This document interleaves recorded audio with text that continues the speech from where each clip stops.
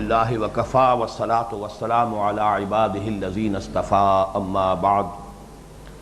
فاعوذ باللہ من الشیطان الرجیم بسم اللہ الرحمن الرحیم ولا تقربوا الزنا انہ کان فاحشۃ وساء سبیلا ولا تقتلوا النفس التي حرم الله إلا بالحق ومن قتل مظلوما فقد جعلنا لوليه سلطانا فلا يسرف في القتل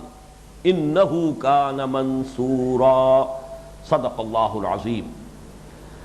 رب اشرح لي صدري ويسر لي أمري واحلل عقدة من لساني يفقهوا قولي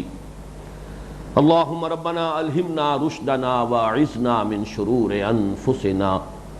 اللهم ارنا الحق حقا وارزقنا اتباعه وارنا الباطل باطلا وارزقنا اجتنابه آمین یا رب العالمین۔ سورہ بنی اسرائیل کے تیسرے اور چوتھے رکوع میں سے 9 آیات کا مطالعہ ہم کر چکے ہیں۔ اب یہ چوتھے رکوع کی پہلی آیت تو ہمارے سابقہ درس میں آ چکی تھی، اس کے بعد کی 2 آیات ہیں جو ابھی تلاوت کی گئیں، پہلے ان کا ترجمہ کر لیجئے۔ وَلَا تَقْرَبُوا الزِّنَا،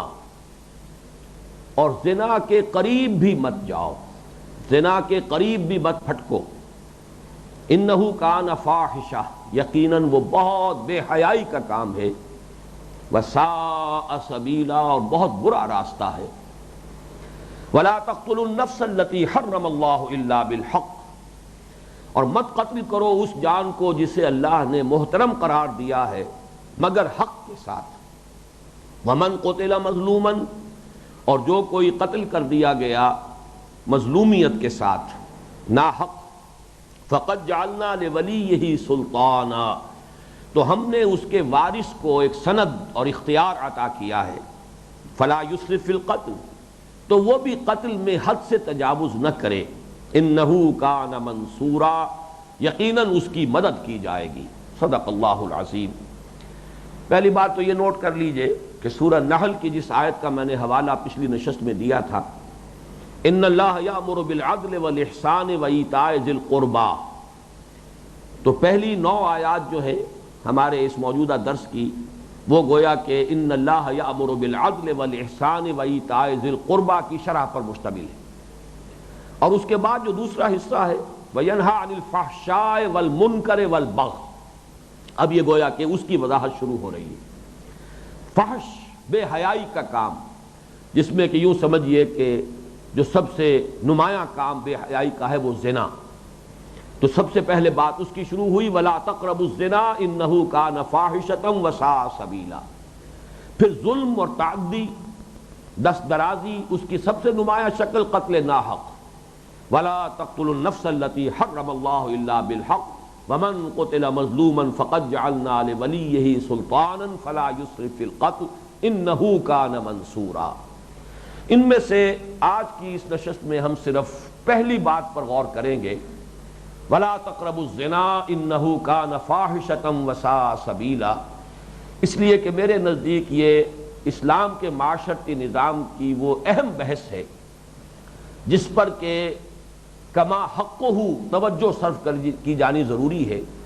یہ گویا کہ ایک بہت بڑا آبجیکٹو ہے جو قرآن نے معین کیا ہے۔ ہمارا پورا معاشرتی نظام در حقیقت اس ہدف کے لیے اس نے ایک خاص صورت اختیار کی ہے، سیگریگیشن آف سیکسز، مخلوط معاشرہ نہ ہو، اس لیے کہ یہ اختلاط جو ہے مرد و زن کا آزادانہ اختلاط، اسی سے وہ صورتیں پیدا ہوتی ہے کہ جو بالآخر زنا پر منتج ہونے والی ہے۔ اسی طرح ستر اور حجاب کے احکام، یہ وہ چیزیں ہیں کہ جس نے مسلمان معاشرے کو ایک خاص شکل دی ہے، بقیہ معاشروں سے وہ بالکل ممیز ہے اس اعتبار سے، یہاں تک کہ ہمارا طرز تعمیر اس سے متاثر ہوا، ہمارا آرکیٹیکچر اس سے متاثر ہوا، ہمارے ہاں گھروں کی تعمیر اس انداز کی شروع ہوئی، مردانہ علیحدہ زنانہ علیحدہ، مردانے سے پھر آگ گزر کر ڈیوڑی سے گزر کر پھر زنانے میں جانا ہوگا۔ یہ ساری چیزیں ہماری تہذیب، ثقافت، ہمارے کلچر نے جو ایک خاص شکل اختیار کی ہے، ان تمام چیزوں میں جو اصل آبجیکٹو ہے، جو اصل ٹارگٹ ہے، جو اصل ہدف ہے وہ یہ ہے، سد باب جس کا کرنا ہے وہ زنا ہے۔ اس لیے کہ واقعہ یہ ہے کہ انسان میں یہ جنسی کشش جو ہے، دونوں جو بھی اللہ تعالیٰ نے صنفین بنائے ہیں ان میں ایک دوسرے کے لیے کشش، اگر یہ بے پناہ کشش نہ ہو تو تمدن کا یہ سارا ہنگامہ جو ہے یہ ہو ہی نہ. یہ ساری یہاں کی رونقیں، یہ ساری یہاں کی جو بھی آبادی ہے وہ تو اسی کے طفیل ہے کہ انسان میں جنسی جذبہ رکھا گیا ہے اور بہت ہی قوی جذبہ ہے. یہ میں سمجھتا ہوں کہ اس دور کی ایک بہت بڑی منافقت ہے، انٹلیکچول ہپوکریسی ہے یہ، کہ ایک طرف تو مانتے ہیں کہ بہت بڑا عالم نفسیات فرائڈ کہ وہ گویا کہ جدید نفسیات کا بابا آدم، اور اس میں کوئی شک نہیں، میں خود تسلیم کرتا ہوں کہ اس کی آبزرویشنز جو ہے وہ بڑی گہری ہیں، اور میں بہت مرتبہ اس کا تذکرہ کر چکا ہوں کہ اس نے جو انسان کے باطنی شخصیت کے جو 3 لیولز معین کیے ہیں، اڈ یا لیبیڈو اور پھر ایگو اور پھر سپر ایگو، واقعہ یہ کہ بالکل ٹیلی کرتے ہیں قرآن مجید نے جو 3 لیولز دیے ہیں، نفس ہے، قلب ہے، روح ہے. یہ دوسری بات ہے کہ اس نے ان کی تعبیر مختلف کی ہے. ایگو کو جو ڈیفائن کرتا ہے یا سپر ایگو کا جو بھی اس کا پس منظر بیان کرتا ہے وہ غلط ہے. لیکن یہ بات بھی کم نہیں ہے کہ اس نے دیکھ لیا ہے کہ یہ 3 لیولز ہیں انسان کی باطنی شخصیت کے اندر. ایک اس کا نفس ہے، اور اس میں تو ظاہر بات ہے کہ اس میں کسی شک و شبے کی اختلاف کی گنجائش نہیں. ان النفس لامارۃ بالسوء، یہ اڈ یا لیبیڈو جو ہے یہ تو بڑا منہ زور گھوڑا ہے انسان کا، جو بھی اس کے حیوانی جبلتیں ہیں ان سب کا مجموعہ جو ہے اسے آپ کہیں گے کہ یہ اڈ یا لیبیڈو ہے. اس کے بعد ایگو ہے جو انہیں کنٹرول کرنے کی کوشش کرتی ہے.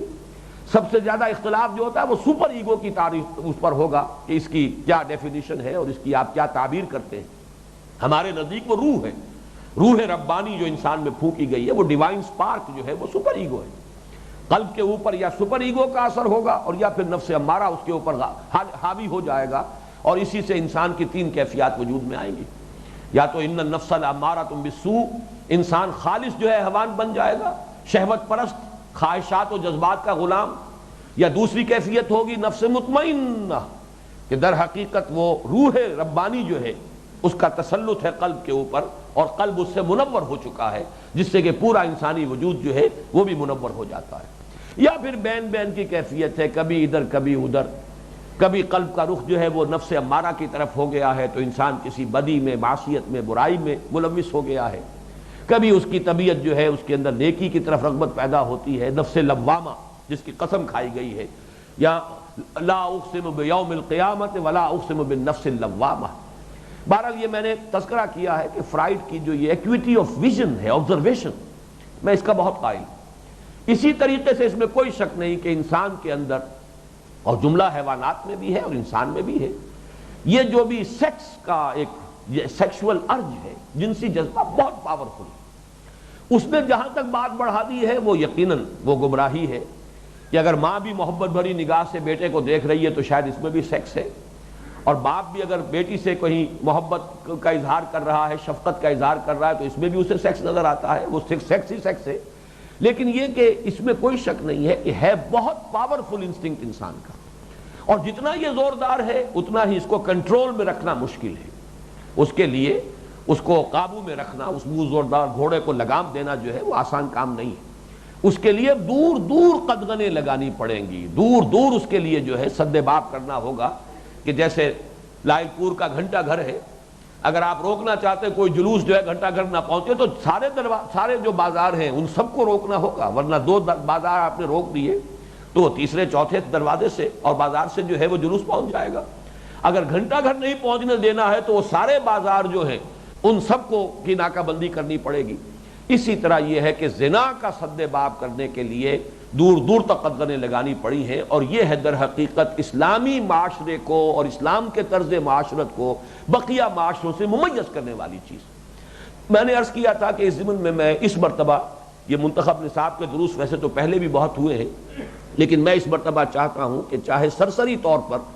لیکن خاص طور پر اس معاملے میں قرآن مجید میں جو احکام آئے ہیں ان کا ایک ہمارے سامنے جو ایک اس کا جائزہ جو ہے وہ برڈز آئی ویو ضرور لے لیا جائے. سورہ احزاب کی آیات لگاؤ گے. اس میں سب سے پہلی بات جو نوٹ کرنے کی ہے وہ یہ ہے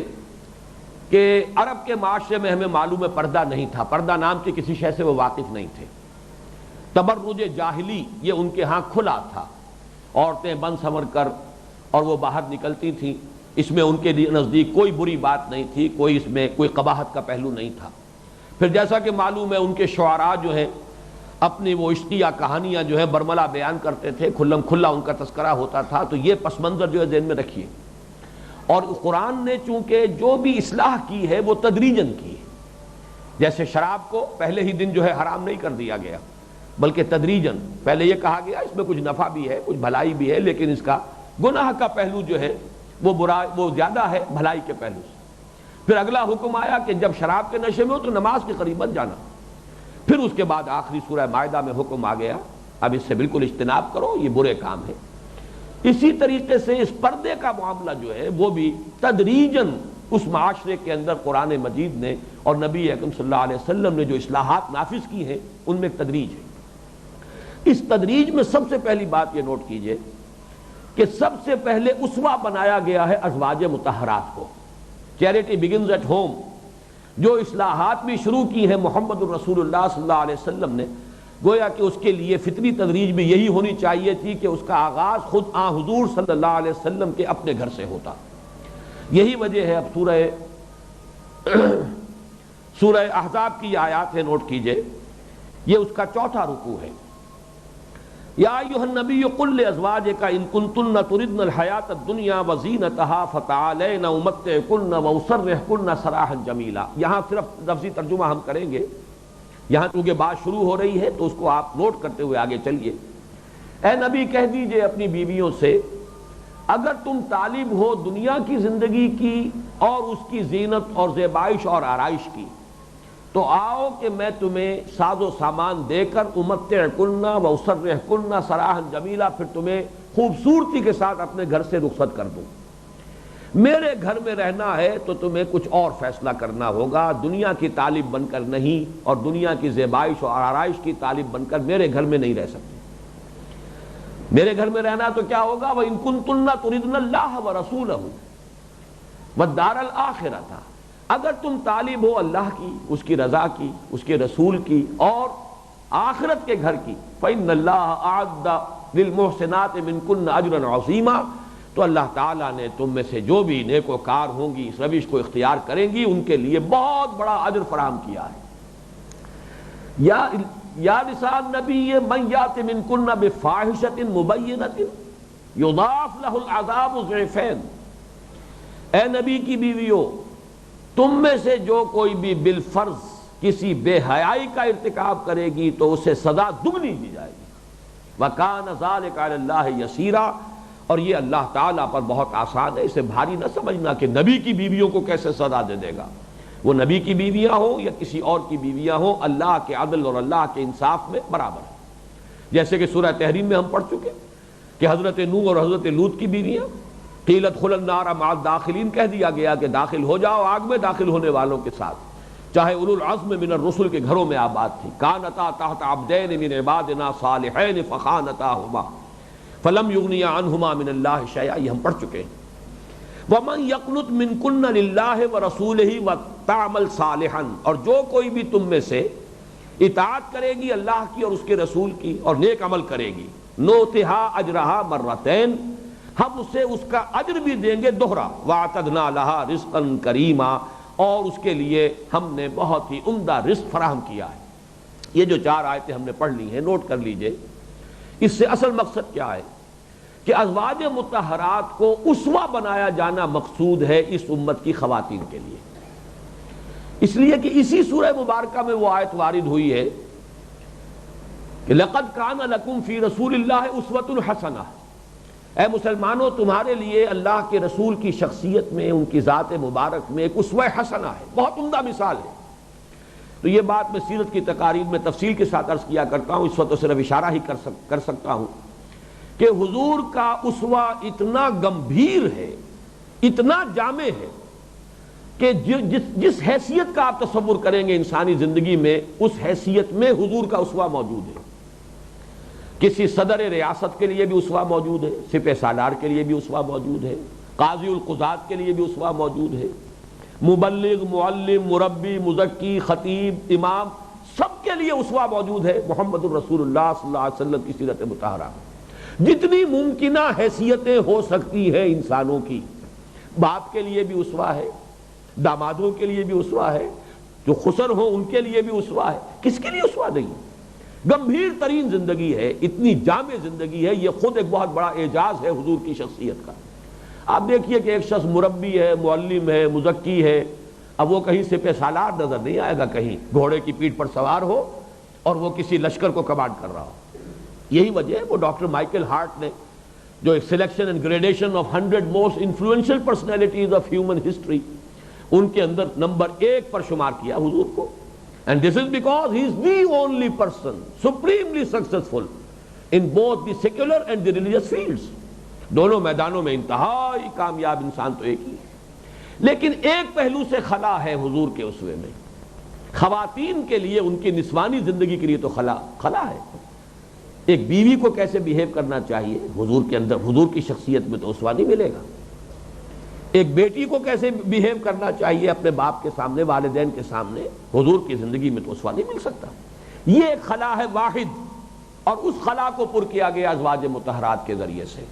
اسی لیے کہا گیا تمہارا معاملہ لستن کاحد من النساء، تم عام عورتوں کے مانند نہیں ہو، اس لیے کہ تمہیں اسوہ بننا ہے۔ اسوہ محمدی صلی اللہ علیہ وسلم میں جس پہلو سے ایک خلا ہے، اس خلا کو پر کرنا ہے۔ اسی وجہ سے تمہارا مقام یہ کہ تم اگر کوئی غلط حرکت کرو گی تو سزا دگنی ملے گی، اور تم اگر صحیح راستے پر چلو گی تو چونکہ تم نے صحیح راستے کی مثالیں قائم کی ہوں گی اس امت کی خواتین کے لیے ابد الآباد تک کے لیے، لہذا تمہارا اجر بھی دوہرا ہوگا۔ اب یہاں سے بات شروع، یہ تو تمہید تھی۔ یا نساء النبی لستن کاحد من النساء، اے نبی کی بیویوں تم عام عورتوں کے مانند نہیں ہو۔ ان اتقیتن فلا تخضعن بالقول فیطمع الذی فی قلبہ مرض وقلن قولا معروفا وقرن فی بیوتکن ولا تبرجن تبرج الجاہلیۃ الاولی واقمن الصلاۃ وآتین الزکاۃ واطعن اللہ ورسولہ انما یرید اللہ لیذہب عنکم الرجس اہل البیت ویطہرکم تطہیرا۔ اے نبی کی بیویوں تم عام عورتوں کے مانند نہیں ہو، تو اگر تم اللہ تعالیٰ کا خوف دل میں رکھتی ہو، ان اتقیتن فلا تخضعن بالقول، اس میں ادھر بھی اشارہ ہو سکتا ہے کہ ہو سکتا ہے کہ کوئی شخص جو آیا ہے اجنبی، دروازے پر آیا ہے، وہ کوئی پیغام دینے آ گیا ہے، اگر اس کے بارے میں اندیشہ ہو کہ وہ کوئی اچھا آدمی نہیں ہے، یہ دونوں یہاں پر تقویٰ کے مفہوم دونوں ہوں گے کہ حضور کے گھر میں کسی زوجہ محترمہ کے دروازے پر کوئی شخص آ گیا ہے کہ حضور نے یہ پیغام دیا، حضور نے فلاں شے منگائی ہے یا یہ ہے، تو ایک تو یہ کہ اللہ کا تقویٰ، ان اتقیتن، اس کا تقاضا یہ ہوگا جو آگے آ رہا ہے، اور یہ بھی کہ اگر اندیشہ ہو کہ یہ آدمی جو ہے یہ اگر تو جانا پہچانا آدمی ہے، اس کا تقویٰ معلوم ہے تو بات اور ہوگی، لیکن یہ کہ ان اتقیتن اگر تمہیں خوف ہو، تمہیں تقویٰ ہو، تمہیں اندیشہ ہو، فلا تخضعن بالقول، تو اپنی آواز میں لوچ پیدا نہ کرو۔ اب ظاہر بات ہے کہ عورت کی آواز کے اندر بھی اللہ نے ایک کشش رکھی ہے مرد کے لیے، ایک حسن ہے نسوانی، اس کا جو بھی اس کے محاسن ہے، اس میں اس کی آواز کا بھی پہلو ہے، اس میں بھی ایک کشش ہے، اور آواز کا انداز جو ہے اس کے اندر سینکڑوں پیغامات مضمر ہوتے ہیں، وہ صرف اس آواز کے انداز میں، لوچدار آواز ہے، اس کے اندر خود بخود چاہے وہ وربل کوئی میسج نہیں ہے لیکن اس انداز کے اندر بھی کوئی میسج موجود ہوتا ہے، لہذا احتیاط کا تقاضا کرخت آواز میں بات کرو۔ فلا تخضعن بالقول فیطمع الذی فی قلبہ مرض، ایسا نہ ہو کہ تم کوئی آواز جو ہے نرمی کی بات کرو اور اس سے کسی ایسے شخص کے دل میں جس کے دل میں روگ ہے۔ منافقین معاشرے میں موجود تھے، وہ سکینڈلز اٹھانا چاہتے تھے حضور کی شخصیت کے بارے میں۔ حضرت عائشہ صدیقہ رضی اللہ تعالی عنہ پر تہمت لگی ہے، اور کس درجے مسئلے نے شدت اختیار کی ہے، کس درجے جو کرائسس پیدا ہوا ہے، تو ذرا سی بھی کہیں تمہاری طرف سے کوئی بات، چاہے تم تو اپنی طرف سے صاف دلی میں اور شرافت اور مروت کے اندر کوئی شریفانہ انداز تکلم اختیار کرو، لیکن یہ فیطمع الذی فی قلبہ مرض، ایسا نہ ہو کہ کوئی شخص جو ہے وہ روگی دل والا وہاں آیا ہوا ہو اور اس کے دل میں خامخواہ کوئی امید پیدا ہو جائے اور کسی طرح کی خواہش انگڑائیاں لینے لگے۔ وَقُلْنَا قَوْلًا مَعْرُوفًا، بات کیا کرو تو بڑے معروف انداز کے اندر، اور جو ضروری بات ہے جواب دینا ہی پڑ جائے اتنا جواب دو، اس سے زیادہ گفتگو کی ضرورت نہیں۔ یہ یہاں سے سٹارٹ ہو رہی ہے بات اصلاح کی۔ وَقَرْنَ فِي بُيُوتِكُنَّ وَلَا تَبَرَّجْنَ تَبَرُّجَ الْجَاهِلِيَّةِ الْأُولَىٰ، اور قرار پکڑو اپنے گھروں میں۔ گھر ہے اصل جگہ عورت کی، یہ ہے اس کا مقام، یہ چار دیواری در حقیقت یہاں اس کو محدود اپنے آپ کو رکھ کر اپنے فرائض ادا کرنے چاہیے. وقرن فی، یہ ایک ایک لفظ کے اندر پورا فلسفہ موجود ہے. عورت کا اثر میدان کار اس کا گھر ہے. اس کے بارے میں اگرچہ اختلاف ہے، یہ وقار سے بنا ہے، یعنی بڑے وقار کے ساتھ اور بڑی عزت کے ساتھ اپنے گھروں میں رہو. باہر نکلنا بلا ضرورت، اگر تو کوئی بہت شدید ضرورت ہو مجبوراً نکلنا پڑے تو اور بات ہے. بلا ضرورت عورت کا گھر سے نکلنا ہی اس کے نسوانی وقار کی منافی ہے. وقرن فی بیوتکن، یہ تمہارے وقار کے بھی منافی ہے. اور ایک رائے یہ کہ یہ قرار سے بنا ہے، قرار پکڑو مضبوطی کے ساتھ، ٹکی رہو اپنے گھروں کے اندر، تمہاری اصل جگہ تمہارے گھر ہے.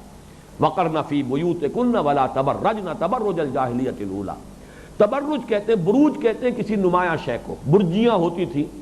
جو شہر ہوتے تھے ان کے گرد فصیلوں میں برجیاں، تو دور سے جب قافلے آتے تھے تو انہیں وہ برجیاں پہلے نظر آتی تھی، سب سے زیادہ نمایاں شے. تو تبرج کہتے ہیں نمایاں ہونا، نگاہوں میں کھبنے کی کوشش کرنا. یہ جو ہے بہرحال ایک انسان عورت کی ایک فطرت ہے. اللہ تعالیٰ نے جو اس کے اندر کشش رکھی ہے، اگر اس کے اندر تقویٰ نہیں ہے اور وہ اپنے نفس کو پورے طور پہ کنٹرول میں رکھے ہوئے نہیں ہے، تو بے قابو ہو کر طبیعت کی ایک فطری خواہش جو ہے کہ میں نگاہوں میں آؤں، میں نگاہوں میں کھوبوں،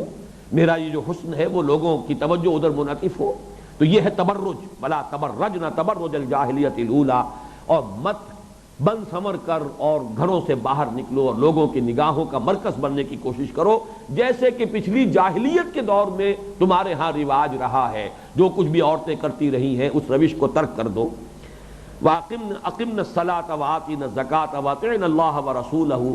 اور نماز قائم کرو، زکوٰۃ ادا کرو، اللہ کی اور اس کے رسول کی اطاعت گزاری کرو. انما یرید اللہ لیذھب عنکم الرجس اہل البیت. اے نبی کے گھر والیو، اللہ تو یہ چاہتا ہے کہ تم سے ہر طرح کی گندگی کو، برائی کو بالکل صاف اور پاک کر دے. وَيُطَهِّرَكُمْ تَطْهِيرًا. اس طرح پاک کر دے کہ کہیں کوئی آلائش کا کوئی امکان بھی باقی نہ رہے. یہ جو مفعول مطلق کہلاتا ہے، کسی فعل کے بعد اس کے مصدر کو لانا ایک منصوب شکل میں، یطہرکم تطہیرا، یہ گویا کہ اس فعل کو اپنی تکمیلی شکل میں، ضربتہ ضربن، میں نے اسے مارا جیسے کہ مارنے کا حق ہوتا ہے. ایسے ہی نہیں میں کہہ رہا میں نے مارا ہے جیسے مارا جاتا ہے. وہی بات کہی جا رہی ہے، یطہرکم تطہیرا، تمہیں پاک کر دے، جو پاک کرنے کا آخری حق ہے وہ ادا کر دے، تاکہ تم نمونہ بنو، تم اسوہ بنو. جیسے محمد صلی اللہ علیہ وسلم مردوں کے لیے اسوہ کامل ہے، بہرحال عورتوں کے لیے بھی بہت سے اعتبارات سے حضور کی شخصیت میں اسوہ موجود ہے، لیکن خاص ان کی نسوانی زندگی میں ان کا جو طرز عمل ہونا چاہیے عورت کی حیثیت سے، اس میں تمہیں اسوہ بننا ہے. لہذا تمہیں تو پوری طرح دھو کر پاک کر کے صاف کر کے رکھنا ہے اللہ نے، کہ کہیں کوئی آلائش سرے سے موجود نہ رہے، اس کا امکان بھی باقی نہ رہے. وَيُطَهِّرَكُمْ تَطْهِيرًا. اس میں وہ بحث چھوڑ دیجئے اس وقت کہ یہ اہل البیت کا لفظ جو ہے ہمارے ہاں غلط طریقے پر ایک خاص طبقے نے اس کو عام کر دیا ہے. اس میں ہم بھی اور ہی کا فرق کرتے ہیں. صرف اصل اہل بیت تو حضور کی ازواج ہی ہیں.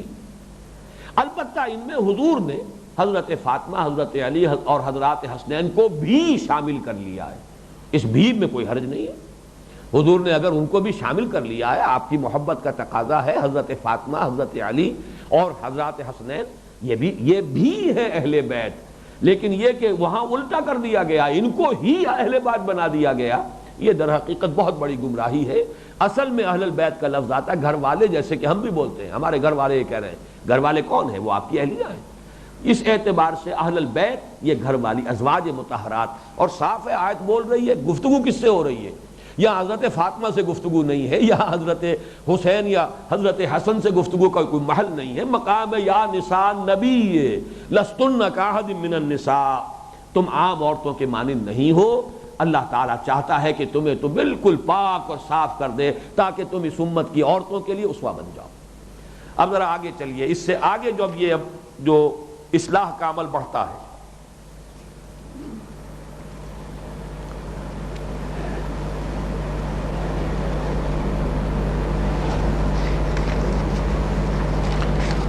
اس کے بعد کون سی آیت سے ہے؟ سورہ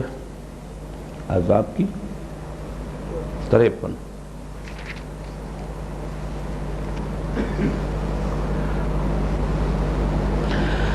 یا ایھا الذین آمنوا لا تدخلوا بیوت النبی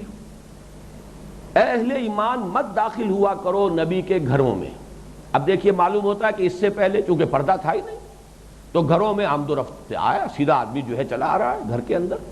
جیسے آج کی مغربی معاشرت میں ہے اور ہمارے ہاں بھی جن لوگوں نے اس معاشرت کو اختیار کر لیا سیدھے چلے آ رہے ہیں، کوئی روک ٹوک ہے ہی نہیں۔ تو اب یہاں پر اس عمل کا بھی آغاز کیا جا رہا ہے نبی کے گھر سے، جیسے ازواج النبی سے اس اصلاح کا آغاز کیا گیا تو نبی کا گھر جو ہے سب سے پہلے اس میں داخلے پر پابندی لگائی جا رہی ہے۔ آگے آپ دیکھیں گے یہی مضمون پھر سورہ نور میں جب آیا یہ اس کو عام کر دیا گیا ہے، یہاں پہ ابھی صرف نبی کے گھر کے بارے میں۔ یا ایھا الذین آمنوا لا تدخلوا بیوت النبی الا ان یؤذن لکم الی طعام غیر ناظرین اناہ ولکن اذا دعیتم فادخلوا فاذا طعمتم فانتشروا ولا مستانسین لحدیث۔ اے اہل ایمان مت داخل ہوا کرو نبی کے گھروں میں مگر یہ کہ تمہیں پکارا جائے، بلایا جائے، اجازت دی جائے کھانے کے لیے۔ حضور کے ہاں عموماً صحابہ کو بلایا جاتا تھا، دعوت طعام ہے، غیر ناظرین اناہ ہو، نہ یہ کہ پہلے ہی پہنچ کر وہاں پر بیٹھ جاؤ اور انتظار کرو کہ ابھی کھانا تیار ہوگا، جب کہا جائے کہ کھانا تیار ہے تب داخل ہو۔ ولیکن اذا دعیتم فادخلوا، جب تمہیں پکارا جائے، بلایا جائے کہ اب کھانا تیار ہے آ جائیے، تب گھروں میں داخل ہو۔ فاذا طعمتم فانتشروا، جب کھانا کھا چکو تب بھی وہاں بیٹھے نہ رہو بلکہ پھر منتشر ہو جاؤ، چلے جاؤ۔ ولا مستانسین لحدیث، حضور ہی کی چاہے صحبت سے فیض یاب ہونے کا مقصد ہو لیکن پھر اس کے بعد دیر تک بیٹھے رہنا وہاں پر یہ صحیح نہیں ہے۔ ان ذالکم کان یؤذی النبی،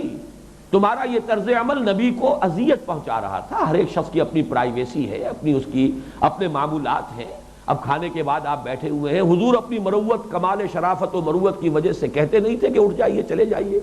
لیکن یہ کہ تمہیں اب اللہ تعالیٰ کی طرف سے حکم دیا جا رہا ہے۔ ولا مستانسین لحدیث ان ذالکم کان یؤذی النبی فیستحیی منکم، تو نبی تو تم سے حیا کرتے رہے، اپنی شرافت اور حیا جو ہے فطری اس کی وجہ سے وہ تمہیں منع نہیں کرتے۔ واللہ لا یستحیی من الحق، اللہ کو حق کے بیان کرنے میں کوئی حیا مانے نہیں ہے۔ وَإِذَا سَأَلْتُمُوهُنَّ مَتَاعًا فَاسْأَلُوهُنَّ مِنْ وَرَاءِ حِجَابٍ، یہ لفظ آیا ہے قرآن میں پہلی مرتبہ حجاب۔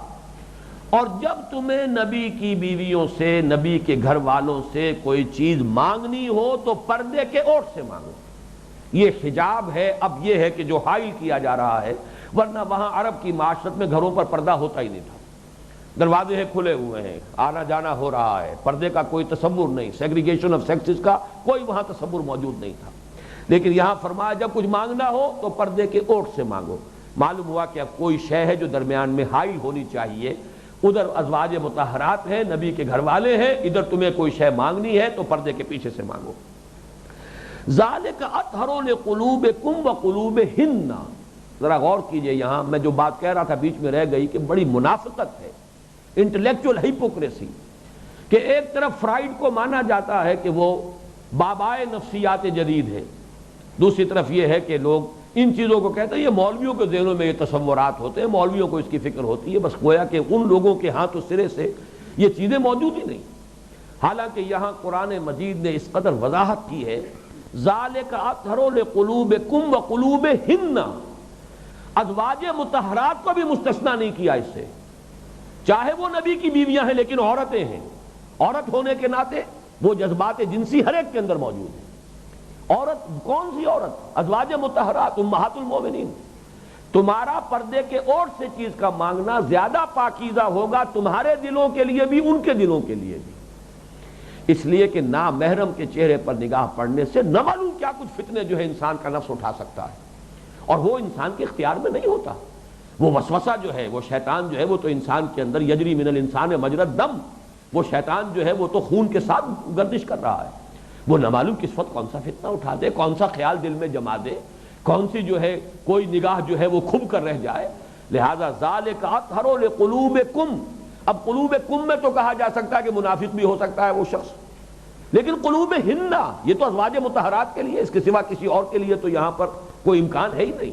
لیکن یہ ہے قرآن کا وہ بے انداز بیان کہ جہاں وہ حقیقت ہے، جو طبعی معاملات ہے، جو تمام انسانوں کے اندر موجود ہے، اس میں کہیں بھی کسی چیز کو جو ہے وہ اس طرح سے بیان نہیں کیا گیا ہے کہ کوئی بھی مستثنیٰ ہے اس سے، کسے باشد۔ اسی صورت میں وہ الفاظ بھی آئے خود حضور کے لیے کہ نبی اب آپ کے لیے آپ کے مزید نکاحوں پر پابندی ہے، اب آپ کسی اور عورت سے شادی نہیں کر سکتے، نکاح نہیں کر سکتے، تعدد ازدواج آپ کے لیے جتنا تھا وہ ہو چکا، اب حد لگ گئی ہے، آگے نہیں۔ وَلَوْ أَعْجَبَكَ حُسْنُهُنَّ، خواہ آپ کو ان میں سے کسی کا حسن کتنا ہی اچھا لگے۔ یہ الفاظ قرآن مجید محمد کے لیے استعمال کر رہا ہے صلی اللہ علیہ وسلم۔ وَلَوْ أَعْجَبَكَ حُسْنُهُنَّ، چاہے ان کا حسن جو ہے وہ کتنا ہی آپ کو اچھا لگ رہا ہو اور کتنا ہی آپ کے نگاہ میں کھپ گئی ہو کوئی خاتون، لیکن اب مزید نکاح کی اجازت نہیں۔ یہ ایک علیحدہ مضمون ہے کہ وہاں پر وہ کیوں آیا ہے وہ حکم، اور اس سے پہلے تعدد ازدواج تھا تو اس کی حکمت کیا تھی، وہ یہاں میں اس وقت تفصیل میں نہیں جا رہا، میں جو قرآن کا انداز بیان ہے وَلَوْ أَعْجَبَكَ حُسْنُهُنَّ، اور یہ الفاظ کس کے لیے؟ محمد الرسول اللہ صلی اللہ علیہ وسلم کے لیے، یہاں ازواج مطہرات کے لیے ہے۔ ذَلِكَ أَطْهَرُ لِقُلُوبِكُمْ وَقُلُوبِهِنَّ وَمَا كَانَ لَكُمْ أَن تُؤْذُوا رَسُولَ اللَّهِ وَلَا أَن تَنكِحُوا أَزْوَاجَهُ مِن بَعْدِهِ أَبَدًا، اور تمہارے لیے روا نہیں ہے کہ تم نبی کو ایذا پہنچاؤ، یعنی اگر کوئی سکینڈل کھڑا ہو جاتا ہے نبی کے ازواج مطہرات کے بارے میں، کوئی بات کسی کو خام خواہ کہنے کا موقع ہی مل جائے تو کتنی ایذا پہنچے گی۔ حضرت عائشہ صدیقہ رضی اللہ تعالی عنہا کے اس واقعے میں کتنی اذیت پہنچی حضور کو، تو اس کے لیے بڑی احتیاط کی ضرورت ہے۔ دور دور تک قدغنے ہو، دور دور تک سد باب ہو، دور دور تک راستوں کو جو ہے وہ روک دیا جائے، اور یہ کہ ان کے بعد بھی تم کبھی ان کی بیویوں میں سے کسی کے ساتھ نکاح نہیں کر سکتے۔ وَلَا أَن تَنكِحُوا أَزْوَاجَهُ مِن بَعْدِهِ أَبَدًا، اس لیے کہ وہ تو امہات المومنین کے حکم میں ہے، ان کے ساتھ نکاح نہیں ہو سکتا۔ یہ بھی اصل میں کچھ ایک سد باب کیا گیا تھا اس معاشرے میں، اس لیے کہ کچھ منافقین اس قسم کے سکینڈلز بھی اٹھانے کی کوشش کر رہے تھے کہ کوئی پیغام جو ہے کسی طریقے سے کسی زوجہ محترمہ کو پہنچا دیا جائے کہ ٹھیک ہے ابھی تو آپ جیسے بھی ہیں قید نکاح میں ہیں، لیکن یہ کہ اگر کسی وجہ سے آپ حضور کے انتقال کے بعد یہ ہے کہ میں نکاح کے لیے تیار ہوں، آمادہ ہوں، اس قسم کا بھی کوئی خیال کسی مسلمان کے دل میں نہ آئے، اور ازواج مطہرات کو درجہ دے دیا گیا امہات المومنین کا، تاکہ کسی بھی سکینڈل کا کوئی امکان برقرار نہ رہے۔ اس کے بعد فرمایا ان تبدوا شیئا او تخفوہ فإن اللہ کان بکل شیء علیما، اگر تم کسی چیز کو ظاہر کرو گے تب بھی اور چھپاؤ گے تب بھی اللہ تو ہر چیز کا جاننے والا ہے۔ لا جناح علیہن فی آبائہن، اب یہ جو قدغنیں لگائی جا رہی ہیں ان میں کچھ مستثنیٰ کیے جا رہے ہیں، ایسا نہ ہو کہ ہر مرد جو ہے اس کے اوپر سمجھا جائے کہ یہ حکم جو ہے اس کے اوپر بالکل مساوی طور پر اس کا اطلاق ہو جائے گا۔ کوئی حرج نہیں ہے ان میں اپنے باپوں کے بارے میں، فی آبائہن، اور یہ چونکہ آیت زیادہ تفصیل سے آئے گی سورہ نور کے اندر تو میں وہاں عرض کروں گا۔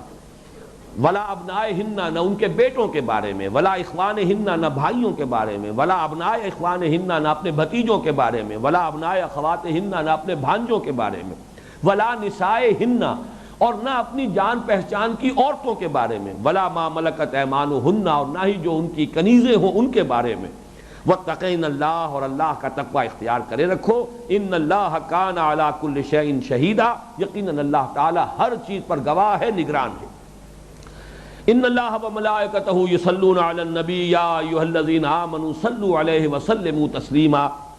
ان الذین یؤذون اللہ ورسولہ لعنهم اللہ فی الدنیا والآخرۃ وأعد لهم عذابا مہینا والذین یؤذون المؤمنین والمؤمنات بغیر ما اکتسبوا فقد احتملوا بہتانا واثما مبینا۔ ان تین آیات کا میں ترجمہ نہیں کر رہا کہ وہ اس مضمون سے متعلق نہیں ہے۔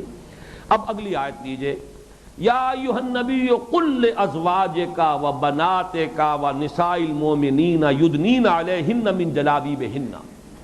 اے نبی کہہ دیجئے اپنی بیویوں سے بھی اور اپنی بیٹیوں سے بھی اور اہل ایمان کی عورتوں سے بھی۔ اب یہاں اس حکم کو ایکسٹینڈ کیا جا رہا ہے، ابھی تک ازواج سے بات ہو رہی تھی، چیریٹی بگنز ایٹ ہوم، اب تک کی ساری گفتگو جو ہے ازواج النبی سے، اس لیے کہ جو بھی اصلاح کا عمل شروع ہوا وہ حضور کے اپنے گھر سے، اور گھر والوں کا مصداق اول ازواج مطہرات، لیکن اب اس کو ایکسٹینڈ کیا ہے، یہ تدریجاً جو ہے اب یہ اصلاح کا عمل پھیل رہا ہے۔ اے نبی کہہ دیجئے لازواجک اپنی بیویوں سے، وبناتک اور اپنی بیٹیوں سے، ونساء المؤمنین اور تمام اہل ایمان کی خواتین سے، یدنین علیہن من جلابیبہن، لٹکا لیا کریں اپنے چہروں پر اپنی بڑی چادروں کا ایک حصہ، ذالک ادنیٰ یعرفنا، یہ قریب تر ہوگا اس سے کہ ان کو پہچان لیا جائے کہ یہ شریف مسلمان گھرانے کی بیویاں ہیں، فلا یوزین، تو ان کو ایذا نہ پہنچائی جائے، واللہ وکان اللہ غفور الرحیم، اللہ غفور الرحیم ہے۔ اس ٹکڑے کو سمجھ لیجئے، کیونکہ اس معاشرے میں ابھی اصلاح کا عمل اور قانون کا جو نفاذ ہے ابھی پورے طور پر نہیں ہوا ہے، لہذا یہ جو الفاظ آئے ہیں کہ تاکہ پہچان لی جائیں، معلوم ہو جائے آخر وہیں پر یہودی بھی آباد تھے، یا وہاں پہ کنیزیں بھی تھیں، یا اور بھی اس طرح کے ابھی جو طبقات کا معاملہ ہے وہاں موجود تھا، تو مسلمان شریف گھرانوں کی بیویوں کو ممیز کرنے کے لیے گویا کہ یہ حکم دیا گیا کہ وہ اپنی بڑی چادروں کا ایک حصہ، ان کا ایک پلو اپنے چہروں کے سامنے بھی لٹکائیں۔ تفصیل میں جانے کا یہ موقع نہیں ہے، اس پر میں سمجھتا ہوں کہ بہت عمدہ بحث مولانا مودودی نے تفہیم القرآن میں کی ہے کہ ادناء جلباب اور ادناء جلباب کے ساتھ من کا لفظ جو آیا، اس کا مفہوم کیا ہے؟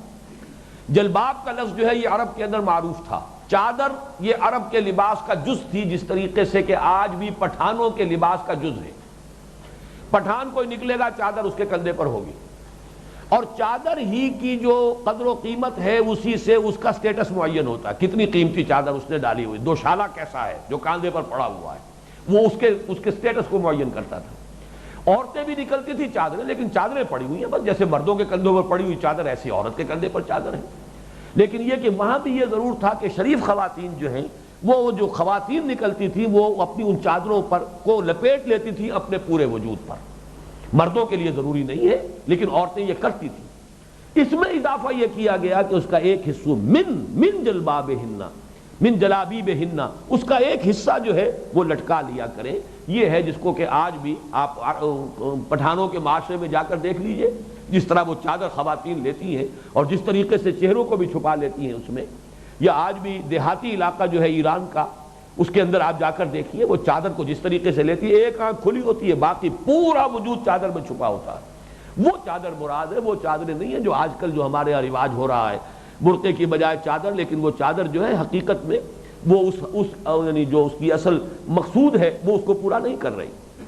لیکن یہاں اب گویا کہ حکم آیا ہے چہروں کو چھپانے کا، چہروں کو ڈھانپنے کا، اور اس کا سب سے بڑا ثبوت یہ ہے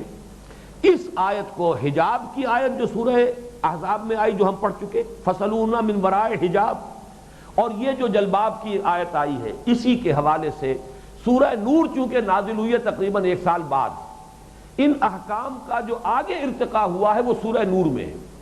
اور انہی کی مزید جو شرح ہوئی ہے، اور یہ دونوں صورتیں جو ہیں سورہ نور اور سورہ احزاب یہ آپس میں جوڑے کی شکل میں ہیں۔ یہ انشاءاللہ اگلی نشست میں پھر تفصیل سے عرض کروں گا، اس لیے کہ اب تو وقت تیزی سے ختم ہو رہا ہے۔ اس وقت یہ نوٹ کر لیجئے کہ جو احکام تدریجاً یہاں شروع ہوئے ہیں وہ اپنی تکمیلی شکل کو پہنچیں گے سورہ نور میں،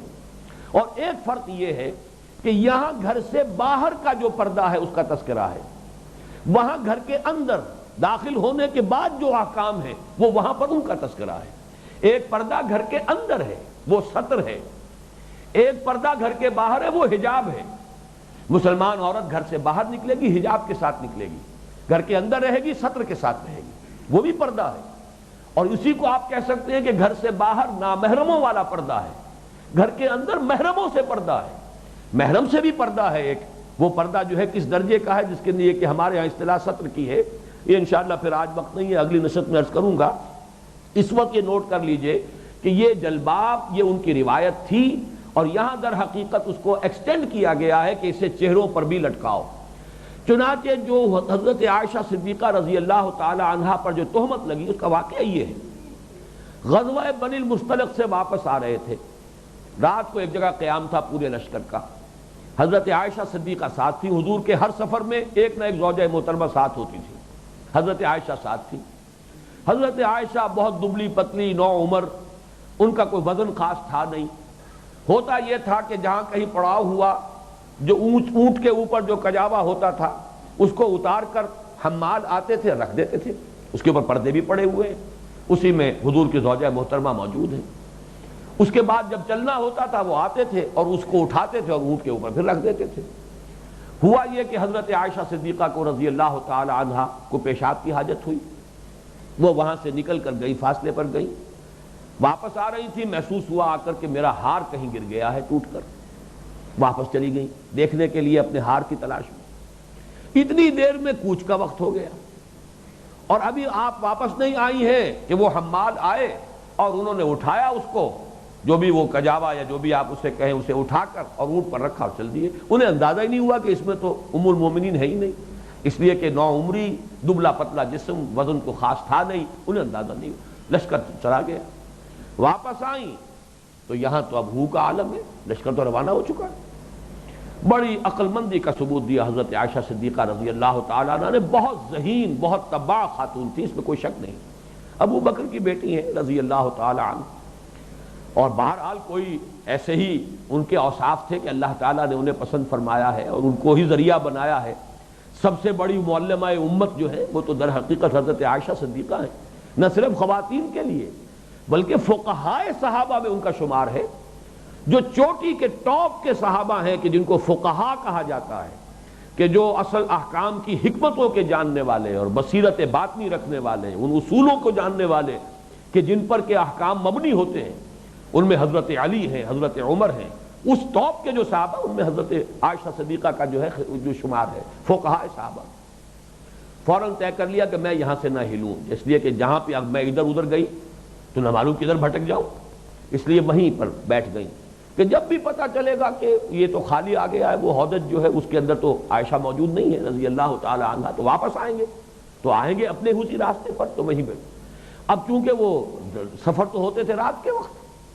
وہ اسی میں اسی اپنی رات کی تاریکی میں وہیں پر بیٹھی اونگ گئی، سو گئی۔ سونے کی وجہ سے اپنے چہرے پر سے ان کی چادر ہٹ گئی۔ یہ رواج موجود تھا وہاں لشکر کے ساتھ، پیچھے پیچھے کچھ لوگ چلتے تھے کہ وہ دیکھتے ہوئے آئے لشکر سے پیچھے کہ کوئی رہ تو نہیں گیا، کوئی بیمار تو نہیں ہے کہ جو نہ چل سکا ہو، لشکر کے ساتھ جا نہ سکا ہو، کوئی سامان پڑا تو نہیں رہ گیا کسی کا۔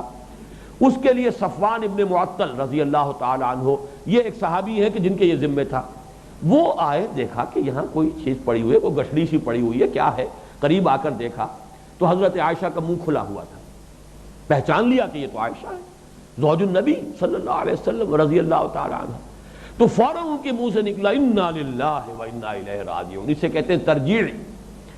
حضرت عائشہ فرماتی ہیں کہ ان کی اس ترجیح سے جب انہوں نے یہ الفاظ کہے انا للہ و انا الیہ راجعون، تو میری آنکھ کھل گئی، اور صفوان نے مجھے اس لیے پہچان لیا کہ آیت حجاب کے نازل ہونے سے پہلے انہوں نے مجھے دیکھا ہوا تھا۔ یہ الفاظ ہیں جس کے لیے میں نے یہ سارا واقعہ آپ کو سنایا ہے۔ اگر تو حضرت عائشہ کو دیکھا ہی نہ ہوتا حضرت صفوان نے، تو کیسے پہچانتے کہ یہ عائشہ ہے؟ کوئی اور بھی خاتون ہو سکتی ہے، لیکن چونکہ آیت حجاب، یہ آیت حجاب وہ فَاسْأَلُوهُنَّ مِن وَرَاءِ حجاب، اور اس سے ثابت ہوا۔ حضرت عائشہ فرماتی ہے کہ جیسے ہی میری آنکھ کھل گئی ان کے یہ انا للہ و انا الیہ راجعون پڑھنے سے، میں نے فوراً اپنی چادر اپنے چہرے پر کی۔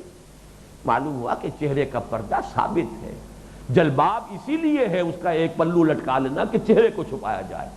حجاب اسی لیے ہے کہ چہرے کو چھپایا جائے، اس لیے کہ انسان کے، عورت کے جسم میں جو بھی اس کے اور بھی اعضاء ہیں اللہ نے اس میں کشش رکھی ہے جنسی طور پر مردوں کے لیے، لیکن ظاہر بات ہے کہ حسن کا سب سے بڑا مظہر تو چہرہ ہے۔ اس سے آپ ویسے بھی کہتے ہیں چہرہ جو ہے وہ تو انسان کے ذہن کا بھی انڈیکس ہے، اور انسان کی ذہانت بھی ہے وہ بھی چہرے پر ظاہر ہو رہی ہوتی ہے، تو جو نسوانی حسن ہے اس کا بھی سب سے بڑا مظہر تو چہرہ ہے۔ تو چہرے کا پردہ شرط لازم ہے، آیت حجاب سے یہی ثابت ہوا۔ فَاسْأَلُوهُنَّ مِن وَرَاءِ حجاب، ظاہر بات ہے گھروں میں حضور کی ازواج مطہرات جو ہے وہ عریاں تو نہیں ہوتی تھی، بغیر لباس کے تو نہیں ہوتی۔ حجاب کس لیے ہے؟ چہرے کو چھپانے کے لیے۔ جلباب میں سے لٹکا لیا کرو کس لیے ہے؟ تاکہ چہروں کو چھپاؤ۔ اور حضرت عائشہ صدیقہ رضی اللہ تعالی عنہا کی یہ روایت جس میں کہ انہوں نے فرمایا کہ چونکہ صفوان ابن معطل نے مجھے آیت حجاب کے نزول سے پہلے دیکھا ہوا تھا، اس لیے مجھے پہچان لیا کہ میں عائشہ ہوں، زوج النبی ہوں صلی اللہ علیہ وسلم رضی اللہ تعالی عنہا۔ تو انا للہ و انا الیہ راجعون انہوں نے کہا، اس پر میری آنکھ کھلی اور میں نے فوراً اپنی چادر اپنے چہرے پر کر لی۔